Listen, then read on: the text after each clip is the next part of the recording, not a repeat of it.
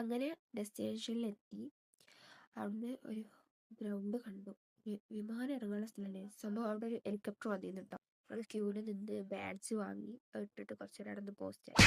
അതാണ് ഞങ്ങൾ കോളേജിൻ്റെ സ്റ്റാള്. പിന്നെ ഞങ്ങളവിടെ പല ജ്വല്ലറീസിൻ്റെ ഔട്ട്ലെറ്റിലൊക്കെ കയറിയൊക്കെ 2 ഗിഫ്റ്റ് എന്നിട്ടോ. അങ്ങനെ ആ ഗിഫ്റ്റൊക്കെ വാങ്ങി ഞങ്ങൾ പോന്നു. അവിടുന്ന് പോന്നപ്പോൾ കോളേജിൽ നിന്ന് ബസ് ഉണ്ടായ കാര്യം അവിടെ എത്തിയപ്പോഴാറുണ്ട്.